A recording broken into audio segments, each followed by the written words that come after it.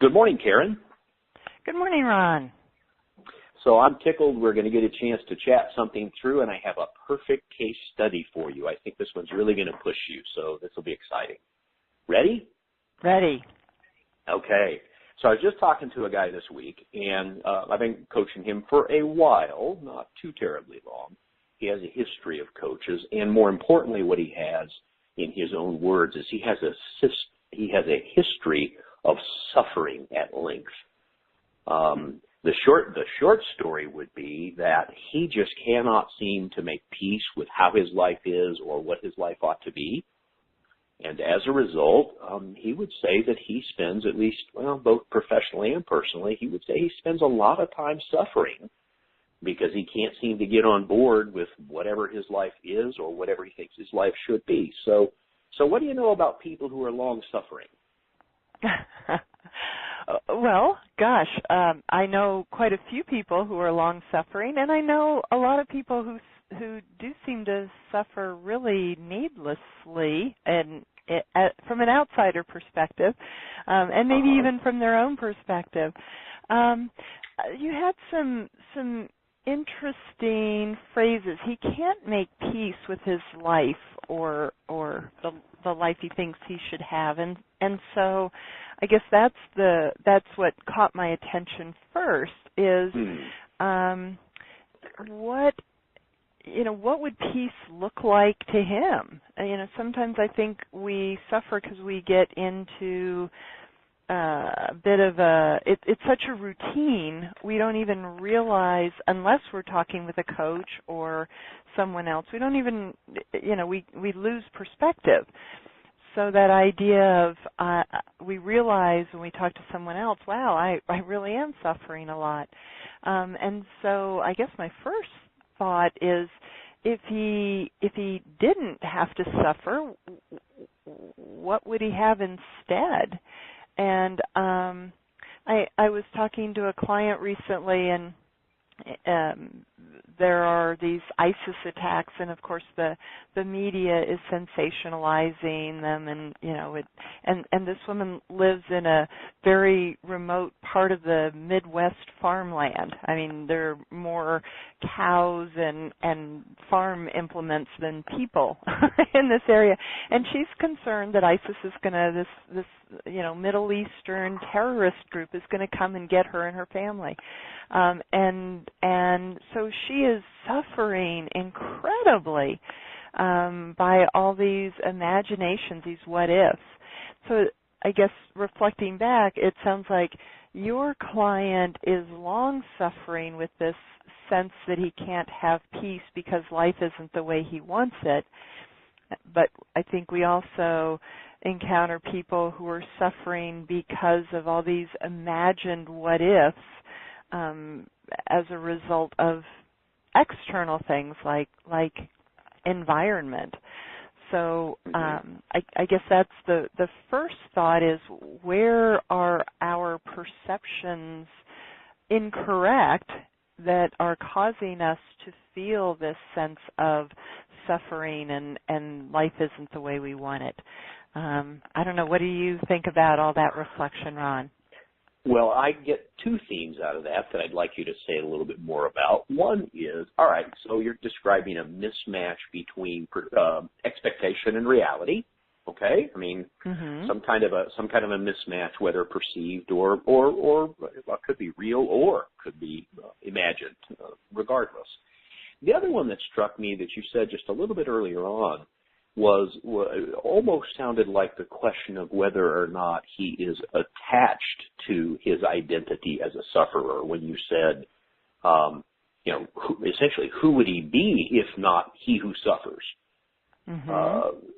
So those seem like two different themes. Maybe let's take the last one first, this idea of a mismatch between, let's just say, expectation and reality. Then let's come back to that identification with being the sufferer. So what about this mismatch, Karen? How do you fix a mismatch between one's expectations and reality, or one's perception and reality?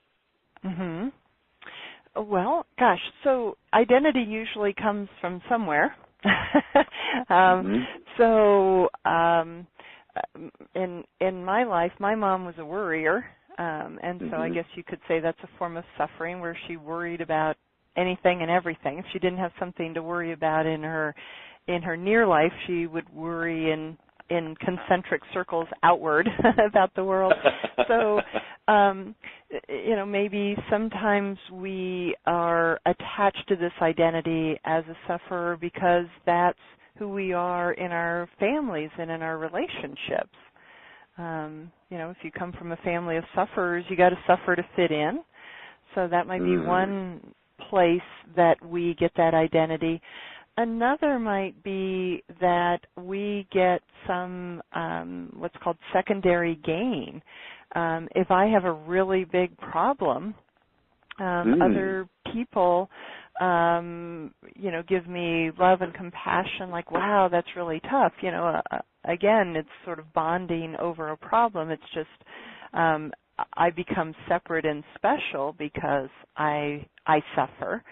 And it might give me an excuse to not participate fully in life, or to hold myself back, or to just keep from being fully who I'm capable of being, which might be a little scary or uncertain or whatever. Even if I'm suffering, at least I know how to do suffering. I got that down pat. So maybe there's some things like that that your client is dealing with. As you think about the conversation with him, are any of those possible for him?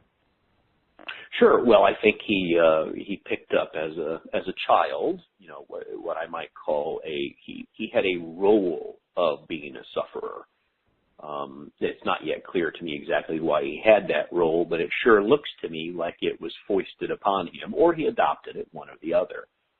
So that would actually seem to be pretty true, this idea that he doesn't know who else to be except he who suffers. I mean, it's the role. He's 38, 39 years old, and so he's been playing that role for more than 3 decades, it appears to me. So when he comes and asks the question of me, it's like, well, why do I always have to suffer? And it's like, well, isn't that the question? Why do you have to suffer? Right? I mean, isn't that really what we're saying? Is that to examine why it is you are attached to that role? And here's what's funny about that is what I realize as we're talking about, Karen, is what he then does is he externalizes the cause. Okay? You got it? Sure. What he does is, I'm suffering, and then he starts looking outwardly for the cause of his suffering. Whatever, ISIS or some external factor, like your client. So he looks for an external source of his suffering, which is a complete distraction because the source of his suffering appears to be internally generated. How's that for a diagnosis? Yeah. And what a great question. Why do I have to suffer? I love how you turned that back toward him. And also, as long as the source is outside of us, we're waiting for the external world to change. And boy, he's in for a long wait there. And so recognizing that, as the old saying is, happiness is an inside game. There was something else that struck me though when you said that and I heard a great quote from an author, and I know I don't have it quite right, but if everything that I've lived up to this point is an illusion, if I didn't have to suffer, if I realize I've created it all, then what does that mean about me in the last 40 years of my life? It totally shatters everything that I've imagined to be true. And most people's psyches have trouble with that. And so if we're suffering, we in order to make sense of it, we have to find a cause, and so we cast about looking for what that cause might be. And if you say, hey, there was never a cause, you just made it all up. I mean, who can handle that after, 20, 40, 60 years? So that might be some of what's going on for your client too, is the, sometimes as life gets better and we have less, there's a wonderful song on the internet by Karen Drucker, I've lost the right to sing the blues. And the idea is when life gets this good, you just can't complain anymore. You can't sing the blues. But so people's lives, maybe over time improve, and then they have to work harder and harder. Like, my client, she's actually got a really wonderful life, but she's casting about looking for something else to worry about. So how do you then handle, assuming that it's typical, how would you handle, generally speaking, so the person is typically coming in with what they believe to be an externalized cause. There's something out there that is causing me to suffer. This is probably larger, potentially, even than suffering. It probably is true of many things. So how do you, and this sort of is like, okay, so this is the coachable moment for those who are listening. So, like, how do you direct one's attention from an external cause to an internal cause? And then once you've got your eyes set on, what's within you, what do you do with it? That's a great question, Ron. So let's bring it down into, kind of our advice step by step. And I guess the first thing is, as your client did, to recognize, hey, I am suffering, to even create that awareness, like, I am suffering and I don't want to be doing this anymore. So you first have to make that decision, I don't want this anymore. And because without the awareness and the choice, you're just in it. You're the fish in the water. So that, to me, that would come first. And then the second step is to kind of take a step back and say, wow, where have I been focusing my attention that causes me to suffer? And I call that sort of taking responsibility for what's happening within you. So again, just as if you're not aware, you can't change something. If you don't take responsibility, you can't change it. And so to create that awareness, it says, what's the pattern of thoughts and meanings and behaviors that I've been doing that's causing this outcome? And so instead of desperately casting about for the thing out there that explains how we're feeling inside, we take responsibility that I created this feeling inside. Jack Canfield calls it, he's got a little formula, E plus R equals O. Event plus our response equals the outcome. We can't change the event, but we can change our response to the event, and that changes the outcome. And he calls that responsibility. So the more we choose to take responsibility for our feelings, our thoughts, that sort of thing, I think the more we're on the path. And then to choose something different, to say, okay, what do I have to change inside of me, or what can I control outside of me that would give me more of what I do want?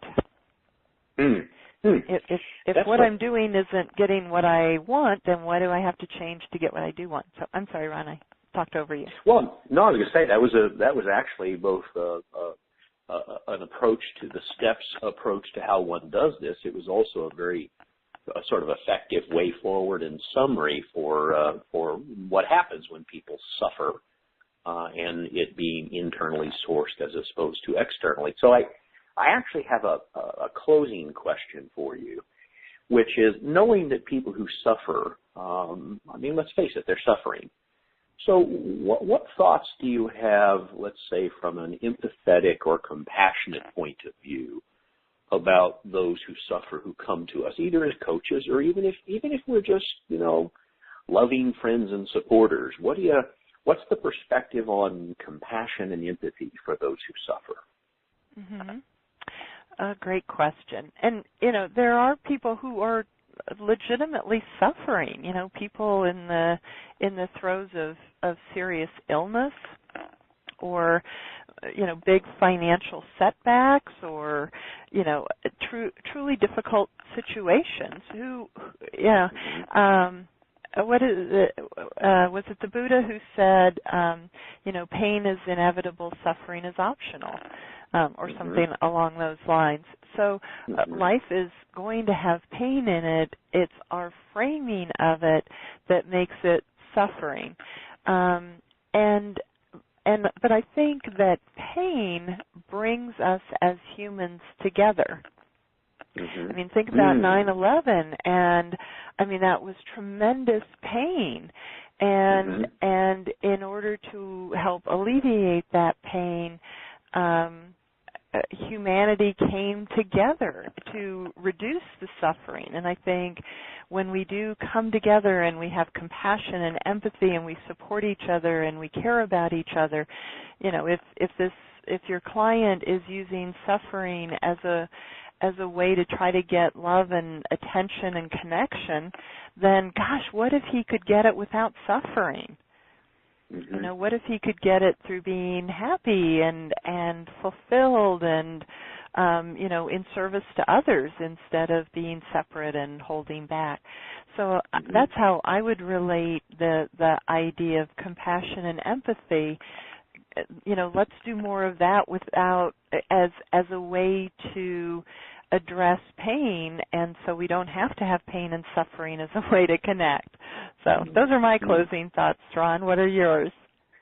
Well, I was you mentioned the Buddha, so I'm gonna offer this as a final thought, and I'm gonna go back to the heart of Buddhism. What I heard you saying is what a great place for us to practice loving kindness with others. The ability to just treat them with kindness, because if they're suffering rightly or wrongly, and at least we can treat them kindly while we listen or support them. So seems to me that's a fine take home for all of us. So Karen, it's been fun as always. Yes, thanks for for playing. Thank you. Talk to you soon.